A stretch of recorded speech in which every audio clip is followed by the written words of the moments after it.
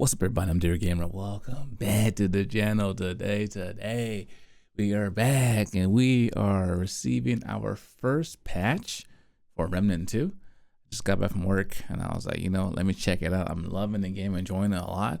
So I want to see what they did to it. There's been a lot of controversy around like some quality of life improvements. I think the biggest thing people are talking about right now is the trade cap. Apparently there wasn't one in Remnant 1. But they introduced it here to put a little bit more pressure and make their builds a little bit more diverse and the resources scarce.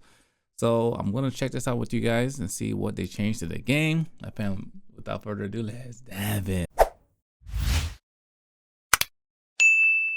All right, so looking at this, it looks like in performance crashes, they improved the overall experience of the game. There was a bug I got where the water is going down. You're supposed to put the water down, it rise back up. There's a ring down there. I couldn't get it because my game would not. Once I died, I drowned. I went back over to push the button to make the water go down, and water never went down. Hopefully it's fixed in this patch, and maybe someone can comment below if that got fixed. But kind of going through it, quality of life things, they increase the trade cap to now, +5, so now it's 65. That's cool. The Tomes of Knowledge now grant scrap and experience when players reach the cap, which makes sense because if you can't go higher, then the resource is wasted. So good improvement. And this game just came out last week and they're already making patches like this, so it's good. Orbs of Undoing now has unlimited uses. What that does is allows you to respect your character. Before it was limited uses, now you use as much as you want. And that's where the fun comes in this game. It's like you have a bunch of classes you want to use. You want to switch it up. And I hate when games really block your ability to switch builds up, because that's where the replayability comes in. You don't want to farm for that. I think one game that did it really, really well and did something very similar was Wulong. It was free and easy to respect your character. So more games need to do that. Give us the option. More playability is great. Remove the trait requirement for equipping a second archetype. Oh my God. Players can now slot their second archetype as soon as they obtain or convert another engram to Wallace. So essentially before you had to wait till you got 10 trait points to enable a user's second archetype, which was an initiative in the first game. When you first getting started, you're not really finding that much. But now as soon as you go buy the necessary equipment needed to unlock the second class, you just immediately equip it, which is good because that means you can start immediately getting experience towards it as well. So it'll help you max out your classes faster, which is cool. I like that. So remove the scrap cost of converting mysterious items into an engram, lower the limit cost of converting a mysterious item into an engram as well from 10 to 5. Slightly increased scrap gains from breakables, good. You get more scrap from stuff. Increased scrap gains from regular and rare chests, good. We need more scrap. I feel like scrap is kind of scarce in this game. Increased scrap gains from killing aberrations, that's good. Reduced cost of blood rot, cool. I like it. Here we go. The balances based on the classes. The class I'm using right now is I use Gunslinger and Hunter, and now I'm using Invader and Challenger because I'm doing my melee build. The build's coming soon. Look out for that. But Archon archetype, I don't have Archon yet. So we want to make sure Explorer could maintain Scavenger longer between fights and give more freedom. With Gold Digger fountains more active, we increased the duration by 5 seconds each and boosted the healing fountain to be more accurate, enticing. I don't use Explorer, but increase my abilities there. I don't have the Archon yet, so this doesn't make sense. It doesn't matter to me in the moment. These changes are responsible to bug fix that allows Havoc from Lightning Hand to deal ridiculous damage. So I guess it was way too strong initially, so they fixed that. Challenger, this one does affect me. Adjust the damage fall off for Challenger close quarter perk at a maximum range. Challenger will always maintain a 10% bonus to all damage. So I guess it stays as a minimum of 10% damage regardless of how far you are away. So that's interesting. We got to get into the game, try that out.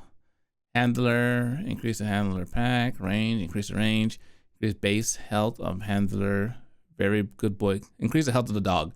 Dog has more health now. Summoner, increase the base max HP of summoner and hollow. Weapons. Switch the scaling, increase fire damage for Shadow Star, reduce the fire rate of Nightfall in standard and Dread Walker fire modes. Look, I knew it was coming. The whole world was using Nightfall. The whole world, because it was so good. It was strong, good fire rate. And honestly, the mod, I was like, this mod is broken. This mod is too good. It does make sure Nightfall already does good damage, automatic fire, and it does health regen as well. I knew it was coming. So what they said is Nightfall was dealing far more damage than any other weapon in both modes. Almost 20% more damage with Dreadwalker active compared to other guns with their mods active. When considering the damage and the mod ability, harder to hit, life, siphon, and fire rate, it was pushing Nightfall too far above other long guns. It now sits closer in line with other higher damage weapons. So essentially what they're saying is they want to normalize. I feel like a lot of games are doing it. It's literally the same thing that's happening in Diablo 4. Something's really strong. They're like, ooh, bring it back. So they put it in line with everything else. So it's not too strong. Well, the good thing about it is because it made it mediocre like every other gun now, you can have different varieties of guns you can use and use different mods versus every single person using Nightfall and only using the Dreadwalker mod. So that's what they're doing. They switch it. They brought it back in place with everything else. So you have more options and variety in builds. Reduce the AoE burst of Enigma's overload application from 40 to 30. Damn, they nerfed this weapon bad. Reduce the subset tether damage of Enigma primary fire from 75 to 65. Reduce the magazine capacity of Enigma from 30 to 25. Increase the total reserve capacity of Enigma from 120 to 125. Decrease AoE, decrease the damage, decrease the magazine size. They're like, yo, everybody's using this weapon. But think about it. If everyone's using this weapon, it's not only is it good, it makes sense that people are annoyed about the crowds and crowds of enemies when you're trying to find something or farm something. This weapon is too efficient. But look, even with these nerfs, I'm pretty sure this is still going to be one of the most used weapons, because what else are you going to use? What are some other... Okay, look, let me ask a question below. What are some really good handguns you can use besides this one? Comment below. Also, too, what is the Nightfall killer? What gun is going to replace the Nightfall now that this one is being dethroned? And they said that Enigma was performing too far above our goal for AoE clear, so a few adjustments were made. There's still an issue with ignoring armor, which will be addressed in the future. However, when that happens, we will reevaluate the numbers. They're saying right now that this weapon ignores armor, meaning it's doing far more damage than it should be doing in the moment. So I'm kind of worried about that. They already did a hefty nerf here. So I can only imagine it getting worse. Everything else, oh God, hallelujah. This boss, oh my God, I was so triggered fighting the stupid Nightweaver because the stupid grab from the wall, from the lunge, was way too strong. It literally always kills you. Max health doesn't matter. 200 shield doesn't matter. 8,000 shield doesn't matter. So that's cool. Everyone that has suffered in the past, everyone in the future, you're welcome. We suffer for you. Adjusted the hitbox of tongue attack to match the visual. I don't recall this monster. What monster is that? Multiplayer. Reduce incoming damage in multiplayer from 25% per player to 15%. Good. I was just playing multiplayer this morning. I was like, we were getting clapped. I was like, what's happening? But that's why, because they're doing 25% more additional damage to you on top of the other nerf buffs from playing in Nightmare or in Veteran. Okay, let's see what else is happening. Progression and awards. Fix multiple reported crash bugs.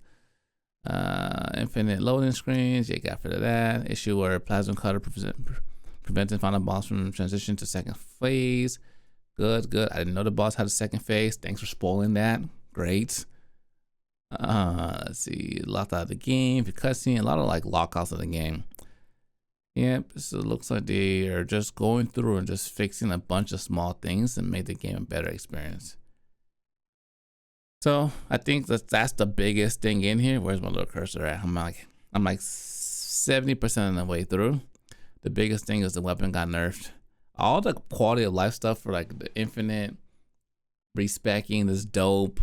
X 65 points for the trait is dope. They say they want to keep that a moving target. They're not sure where they're gonna land, but that's cool. Fix the issue, lightning hands, casting. This all making sure everything works as intended. And that's gear, FX alignments, issue prevent physical from dealing correct damage type to certain enemies. Yeah, a bunch of just like nonsensical things that would happen are being addressed as well. Enemies, anything worth mentioning.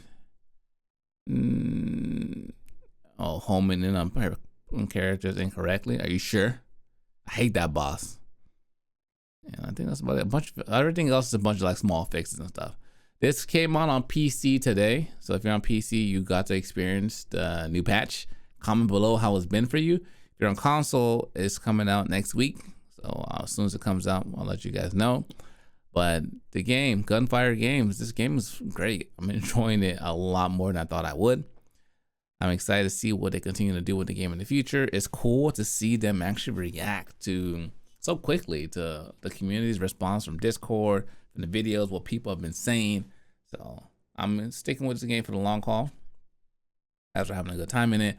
Ladies and gentlemen, thank you for watching. Hope you guys enjoyed the video. Before you leave, make sure you give the video a thumbs up and subscribe. If you made it all the way to this point, you are an MVP. You are one of the Smooth family elites. Stay smooth. Take care. Till next time, dear gamers. Signing out.